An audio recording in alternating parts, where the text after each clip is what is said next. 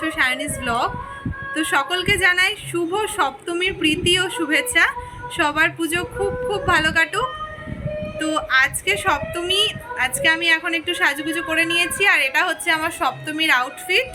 তো আজকে সন্ধেবেলা কি করছি না করছি, কোথায় যাচ্ছি না যাচ্ছি, সেটাই তোমাদের সাথে শেয়ার করব। আর তোমরা কোথায় কোথায় ঘুরছো না ঘুরছো সেগুলো কিন্তু আমাকে অবশ্যই জানাবে কমেন্ট সেকশানে। আজকে ডিউটি থেকে আসার পর ডিরেক্ট চলে এসেছি, ওই জন্য আর সেরকম কোনো প্ল্যান রাখিনি। পাড়ার যে ঠাকুরগুলো আছে সেগুলোই দেখবো, আর মাঠে মানে আমাদের পাড়াতে একটা মাঠ আছে যেখানে খুব বড় পুজো হয়, সেখানেই বসবো কিছুক্ষণ, তারপর আবার চলে আসবো। তো চলো বেরোই, আর তোমরা আমার সাথে থেকে পুরো ব্লগটা দেখতে থাকো। তো ফাইনালি চলে এসেছি আমার ফুল লুক নিয়ে। এটা ছিল আমার সপ্তমীর আউটফিট। তো কেমন লাগছে অবশ্যই জানিও। এই যে দেখতে পাচ্ছ তো সামনে কে যাচ্ছে, রাই ম্যাডামের প্রচুর আনন্দ, কারণ সে ঠাকুর দেখতে যাচ্ছে। তো চলো আমি প্রথমে তোমাদেরকে আমাদের পাড়ার যে প্যান্ডেলটা আর মায়ের যে মূর্তি সেটা দেখিয়ে দিই।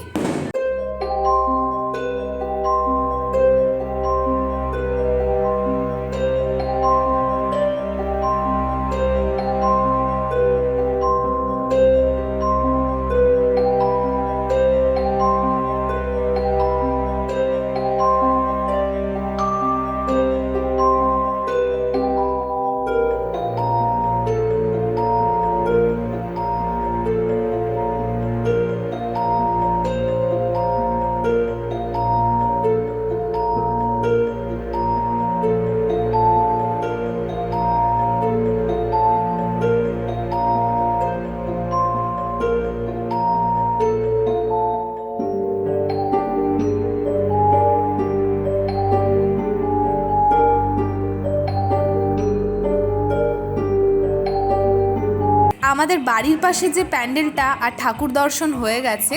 তো এবারে আমি তোমাদেরকে দেখাবো বেলডাঙ্গা বড়ুয়া কলোনি মাঠের যে প্যান্ডেলটা।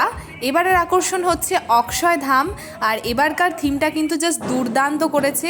স্পেসিফিক্যালি আমার কিন্তু ভীষণ ভালো লেগেছে। তো তোমরা দেখে নাও প্যান্ডেলটা।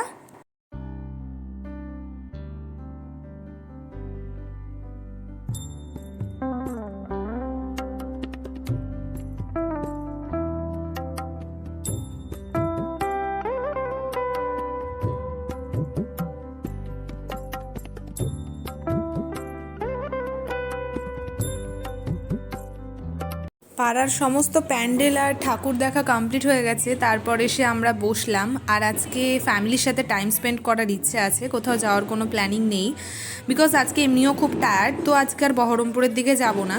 তো এখন আমরা এই মাঠেই বসে কিছুক্ষণ টাইম স্পেন্ড করব, তারপর আজকে বেশি রাত পর্যন্ত থাকারও ইচ্ছে নেই।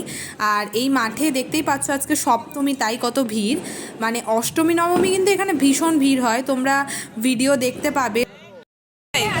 বেলুন কই, বেলুন বেলুন বেলুন কই, এই যে বেলুন, এই যে বেলুন মা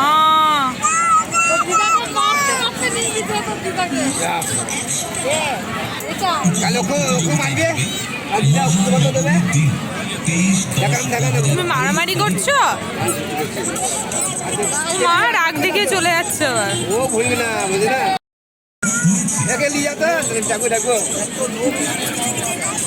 কোথায়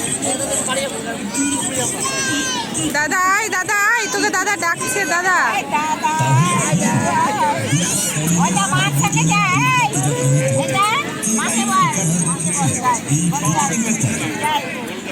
বয়স কিন্তু এখনো 2 বছরও হয়নি। ম্যাডামের রাগটা একটু চিন্তা করো, দাদাকে বলে কি না এখন দোলনায় চড়বে, তাই জন্য কেন দাদা নিয়ে যাচ্ছে না তার জন্য তার রাগ হয়েছে, সেই দাদাকে মেরে ধরে একাকার করে দিল। তো চলো আমি, মা, ঠাম্মি, মামনি সবাই রয়েছে, একটুখানি গল্প করি, দেন আবার এখান থেকে বেরোনোর সময় তোমাদের সাথে কথা হচ্ছে। আপাতত কিছু খাবার অর্ডার করে একটু খাওয়া দাওয়া করা যাক। তো চলো আবার পরে কথা হচ্ছে।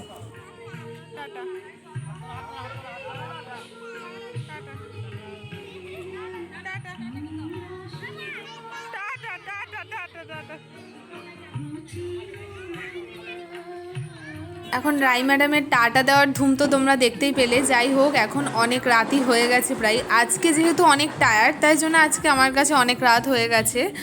তো চলো এবার বাড়ির দিকে রওনা দেওয়া যাক। অলরেডি মা চলে গেছে। তো আজকের মতো ঘোরাঘুরি আমার কমপ্লিট হয়ে গেছে। এবার বাড়িতে আমি ঢুকে পড়বো, আবার কালকে সকালবেলা বেরোতে হবে। তো চলো এবার বাড়িতে ঢোকা যাবে।